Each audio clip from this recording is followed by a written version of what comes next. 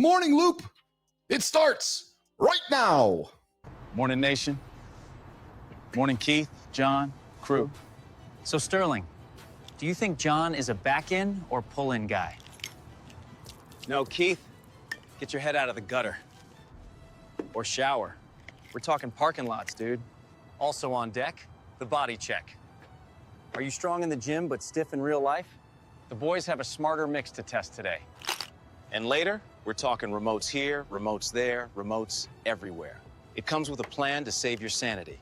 All right, crew, let's roll. Jimmy, have fun with the buttons, man. You're back in the blame seat.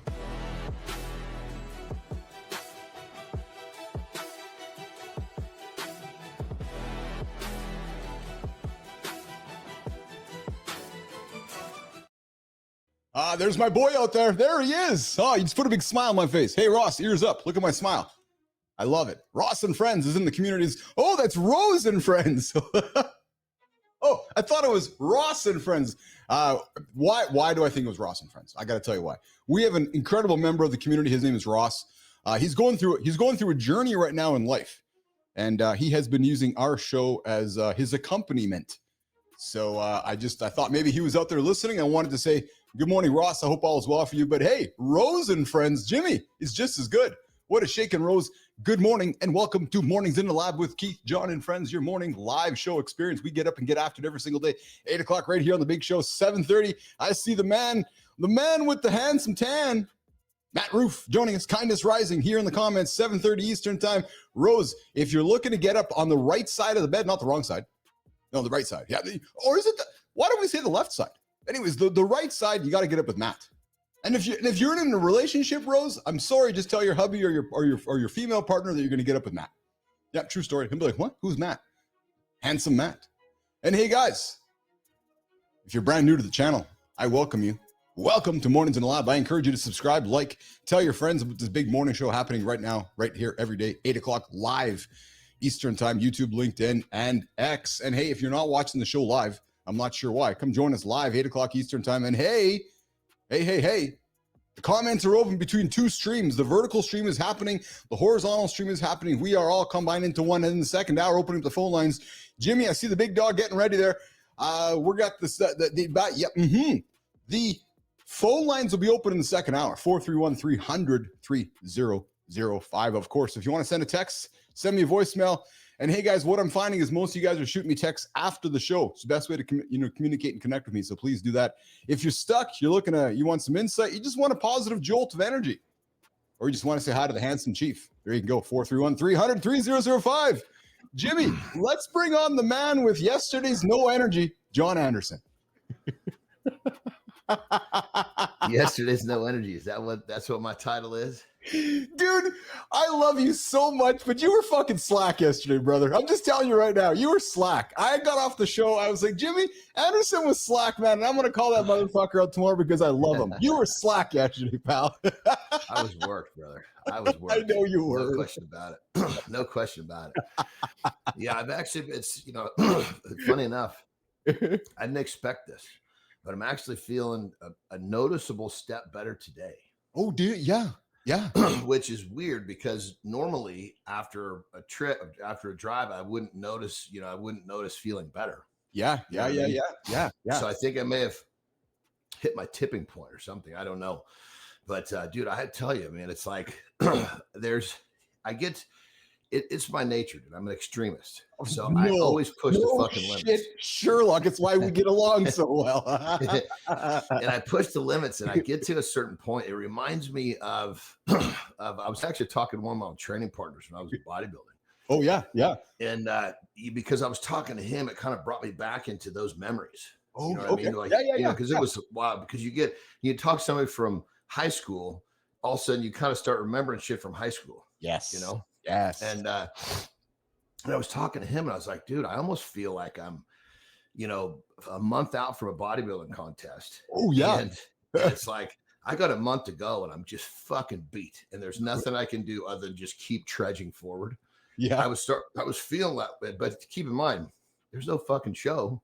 It was just, had myself so And I'm hoping that this is the incline of me feeling better. But I just have myself so fucking overexerted mentally. I think more, probably a little of both, but mostly mentally. Yeah. I was just like, holy Christ. It was like, I mean, it was just like, sometimes I find myself just wanting to sit, you know? Yeah. Well, and that's why this works. And that's why we're partners, because sometimes one guy has got to take the oar on a little heavier than the other guy in the canoe as we continue to paddle in this direction. And I got to tell you, I had laugh with your expense at the end of the show. Actually, I'm fucking calling Anderson out tomorrow because he was a slack little motherfucker. And I go, Well, I know. you know, well, you know, the crazy thing is when one of us has, say, obviously me, it's not like I was up fucking drinking. Yeah, well, it's because I know. I'm fucking, because I'm doing the shit that we preach just at the fucking highest level. You know? Yeah, speaking of preaching, I'm excited about today's show, and you're going to be fucking blown away by what the guests we have coming up today, like I is. Dude, this guy has coached, what is he? Yeah, he's coached over 80,000 plus men, Johnny, on not busting a nut. Yeah, higher drive from less orgasms. So I know you and I are about life expectancy work here. We're going to have some fun with Matt Cook coming up. Well, I guess it's in context. Is he teaching you not to bust a nut in your session, or not to bust a nut over like a 6-month period? I think in your session, men are having that's a good skill to have. I mean, well, you know, funny enough, I developed a method for myself for that when I was like fucking 17 years old. Well, so dude, I had to when I was young. I'll just be vulnerable here. I had to when I was young. I had to get the holistic band because I would touch a fucking feather and I just, I'm done. Like I just fucking talk about premature ejaculation. I think before the pee was even smelled, I was, you know, in the pee premature. Before it even started, I was already fucking coming, man. So this dude, pee in the premature or the pussy, either or. So this dude here, this guy's coached over 80,000 men and who are having 30-minute sex without orgasms. And apparently, John, it saved his marriage. So coming up, we got Matt Cook coming at the bottom of there. You know, funny enough, on that level, because we both developed systems. So yes. You know, there was two issues. There was I'd get so fucking wound up and nervous I couldn't get it up. That was one of them. 100%. Yeah, performance. Yeah. I fucking finally, you know what I do? I just, even though it was just a flaccid motherfucker. Yeah. I could usually just get it to where I could feel the warmth and the wetness, and it would wake up. Yeah. And then I would fucking get in there. Yeah. And it would be like, oh Christ, now this thing is the train is coming too fast. Yeah. So what I would do is I was like, okay, on one side, I can't stop thinking about other shit. On the other side, I can't stop thinking about so I was like, I have to find the middle. So funny enough, what I would do, I don't know how this came about.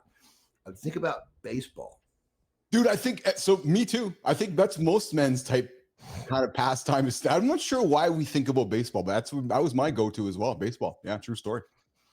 Yeah, I don't know. I think I try to figure that out too. Because I stopped playing baseball when I was 11 or 12. Yeah, because I became terribly afraid of the ball. I was a home run hitter, and these fucking pitchers, you get to a higher level, and they just hit you. You know why I got afraid of baseball? You might be surprised by this, or maybe not, as you've gotten to know me. I got scared of baseball, John, because I didn't want to be the singular guy. What does that mean? I didn't want to be the guy. I hated being the guy in the batter's box, and everybody's watching me strike out or hit the ball. And I hated being the guy in the outfield with everybody going, okay, he better fucking catch the ball, because if he doesn't, we're going to lose. Like I really strongly disliked that individual pressure. It's interesting now because the career choices I've chosen by doing individual things, but John, baseball, my insecurities, man, I ran away from the sport because I didn't like how I felt. You know what I'm saying? I love that individual shit if I could actually perform. Yeah. But it was like once I became afraid of the ball, I never got over that fear. Yeah. One of the best lessons ever.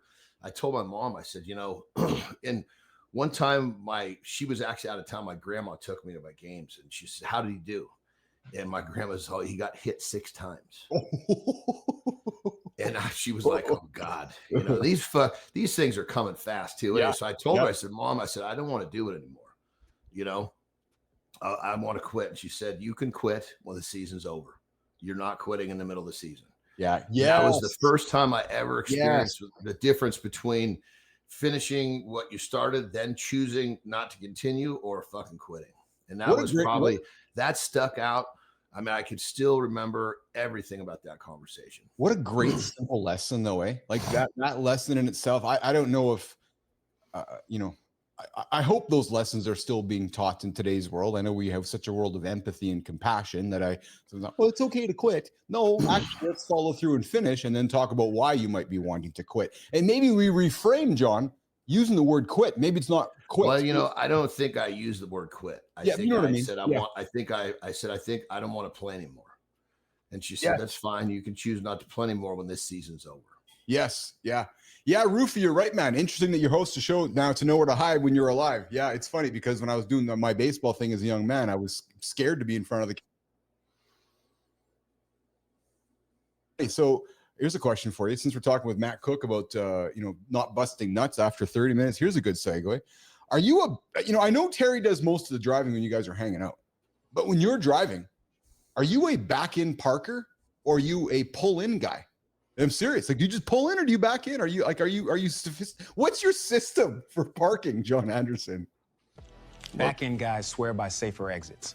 Pull in guys say, I'm starving, I'm parking. 2 tribes, 1 parking lot. Picture a Saturday lot, kids in carts everywhere. Do you want eyes forward rolling out or guessing what's behind you? Back in costs a beat now, buys calm later. Pull in is quick now, taxes you later. Which tax wins?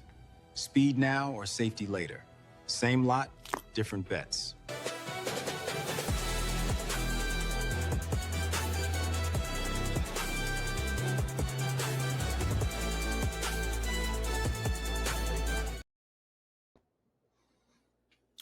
Well, am I muted or are you? There we go. Yeah. Are you a pull-in guy? Are you a pull-out guy? Are you a back-in guy, back-out guy?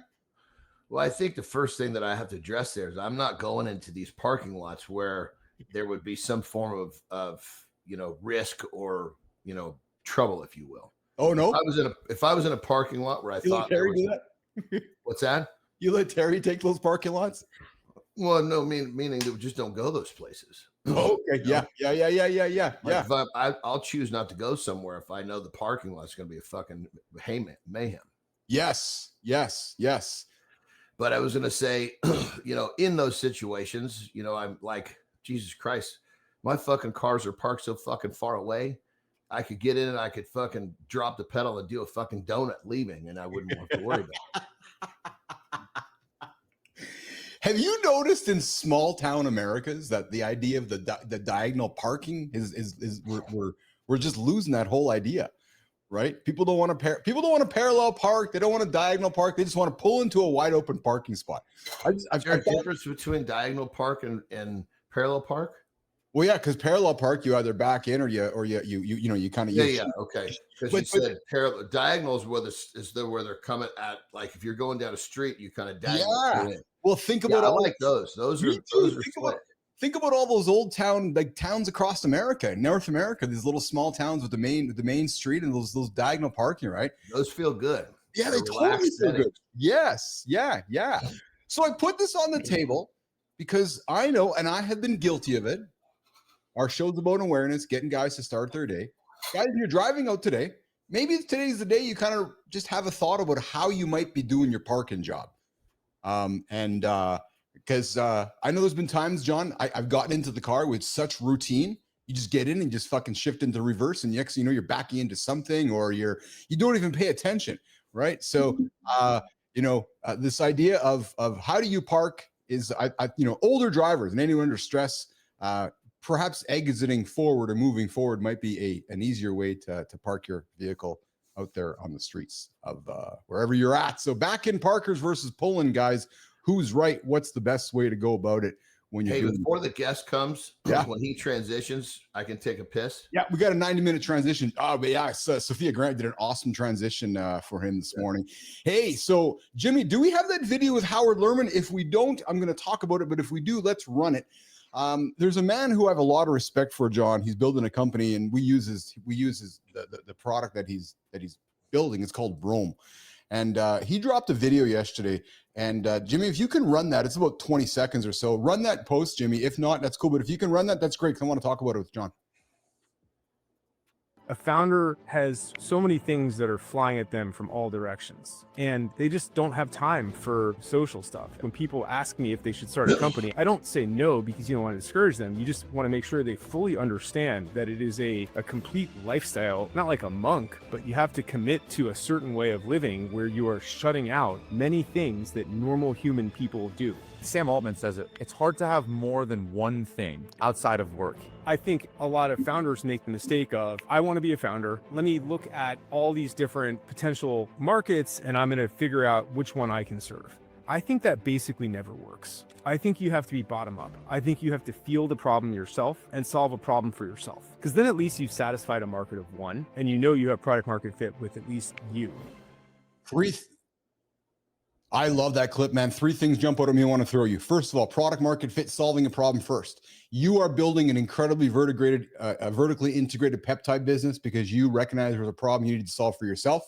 You're solving it, and now you're building it out for others. Boom, awesome. The other thing that I loved that he said, and you live your life this way, and so do I, which is you have to be willing, paraphrasing, you have to be willing to do things that normal human beings won't and don't want to do. You heard him say that, right? And that's what a founder is. And John, whether you're a founder of your bodybuilding career, your strongman career, your business, that is what a founder is. And I don't think enough people hear that reality, what Lerman puts on the table. I'll tell you, yesterday, and I'm not saying this to boast and honor, I worked from the end of our show right until bedtime last night. I said to Lawrence, I'll be at the desk all day. I went from upstairs here, from here, 9 o'clock, like Central Time, upstairs, and I worked right from 9 till 9, went to bed and got up today. That's founder mode that many people can't do. John Anderson, comment on Howard Lerman's comments. Yeah, I mean, I think if you boil it down, Interest. Yeah, totally. But 100% is the average person's interest standing in fucking line like a sheep? Well, it's not, but they don't have the fucking balls to realize that if they want to get out of line, they got to start doing the shit that motherfuckers standing in front of them won't do. Yes. But their interest is in comfort. And yes. That line is comfort. It's just as soon as a person realizes I need to get outside my comfort zone and life begins, dude, it's a different fucking world. It's a different life. I think where I struggle, John, is how to, and I'll be honest with you, and maybe I'm learning a little bit from our conversation just through some of my choice of words, but I'm having a hard time with people who are want-to-bees or want-to-preneurs or want-to-founders, but they don't really understand. Like, I don't want to discourage anybody from doing what I'm doing or you're doing or somebody's doing. I don't want to discourage. I just don't think people, to Howard's point, recognize the social cost of saying no to almost everything. Like, this consumes your life. You get up, you're like, I'm growing my business. And you don't look at it as work because you're interested in it and you fucking love it. And then you do it again. Then you do it again. And then when you're tired like yesterday, you get up and you do it again. I don't know how to communicate that passion to people that say to me, I want to do that. No, I don't think you do. You just don't. And it's okay to go have a job. It's okay to have a job. I got no problem with that. You got to take care of yourself. I wish more people would lean into what Howard says, which is it's socially not a normal thing. Not a normal thing, John Anderson. Well, and many people are not cut out for that. You know, they've been raised to go get a fucking job with a great fucking retirement. Yes. And that's their goal. And nothing wrong, but I guess where I get frustrated though is nothing wrong with it, but don't pretend. Like don't for sure. Well, you know what screwed people up is all of a sudden social media hit. Wow. And you all of a sudden you get this look of people saying this, but what you don't see in those social media pieces is what the fucking the real successful people are doing when nobody's looking. Well, I dropped a post yesterday on my feeds, which was basically along the lines of everybody wants the playbook, John. Everybody wants the playbook. You go on any platform, everybody wants the playbook. But in my experience, very little want to put in the work. Right. And that's just what it is. It's that's what it is. Hey, coming up, guys, in a couple minutes, we got Matt Cook joining us, the guy who's teaching men how to have sex for 30 minutes without busting a nut. I'm not really sure if I want to have that conversation, but we're going to have it with Matt Cook coming up. And before when that whole thing came about for me and I learned how to learn my methodology, then it became this quest on the other side. Yes. I would literally get a girl where I wanted her and I would fucking look at the clock. And it became a game of how long I could not fucking nut. Dude, did we grow up in parallel universes? Like was there like a Dude, universe? I would rub one out I was minutes before. 100% cherry hustler, whatever I could use, I'd get it out. So that, and then I look at the clock and I go, okay, so can I get to 6 minutes today? Can I get to 12? Can I get to whatever? And it's just that. It's Dude, I'm not going to sound like a fucking pompous ass, but you know my extreme nature. Yeah. I'll just leave it at that. Hey, before we bring Matt Cook in, Johnny, new peptide shows promise against drug resistance MRSA. Researchers Rather, Rashid, Sarkar, and colleagues report a short anti-microbial peptide P3 that kills methicillin resistance at MRSA while showing minimal toxicity to human cells. The study appeared yesterday in the Journal of Antibiotics. This is the stuff they're really afraid of. Yes, they're really not. Listen, all the fucking healers and all this fucking stuff is the diabetic stuff is one thing, but once you start getting into fucking curing like major issues, now all of a sudden that's when the momentum's going to get too big for them to stop. So these heavier, I mean, dude, they've discovered over 12,000 strands, over 12,000 peptides. Yeah, that some of those in there have like the fucking major keys to unlock some major problems.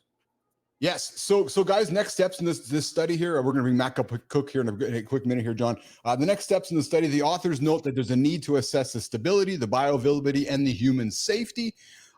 John, projections, and here's the impact of this, brother.